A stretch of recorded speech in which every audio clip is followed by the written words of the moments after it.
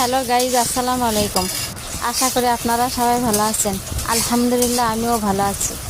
আজকে আমি কচুরলতি রান্না করব নারকেলের দুধ দিয়ে। কিভাবে রান্না করলাম সেটা আপনারা দেখ। প্রথমে আমি কড়াতে তেল দিয়ে পেঁয়াজটা ভাজা ভাজা করে নিলাম। তারপরে আমি হালকা একটু পানি দিলাম। একে একে এর ভিতরে মশলাগুলো দিয়ে দিলাম। প্রথমে দিলাম রসুন বাটা, 1 চামচ আদা বাটা, কাঁচা লঙ্কা বাটা, স্বাদ মতন নুন, হলুদ গুঁড়ো, জিরে গুঁড়ো, গরম মশলা গুঁড়ো, গোলমরিচের। এরপর আমি মশলাটাকে ভালোভাবে কষাই নিলাম। তারপরে আমি এর ভিতরে নারকেলের দুধটা দিয়ে দিলাম। নারকেলের দুধটা দিয়ে আমি ভালোভাবে নাড়াচাড়া করে দিয়ে দিলাম কচুরলতি। কচুরলতিটা দেওয়ার পরে ভালোভাবে নাড়াচাড়া করে আমি একটু ঢেকে দিলাম।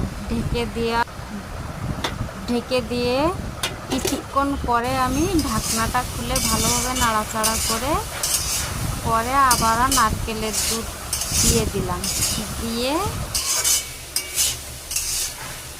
এটার সঙ্গে যদি চিংড়ি মাছ হতো তাহলে আরও সুন্দর হতো, কিন্তু আমার কাছে আজকে চিংড়ি মাছ ছিল না, তাই আমি দিতে পারিনি। এবার আমি নারকেলের দুধটা দিয়ে ভালোভাবে নাড়াচাড়া করে আমি ঢেকে দিলাম।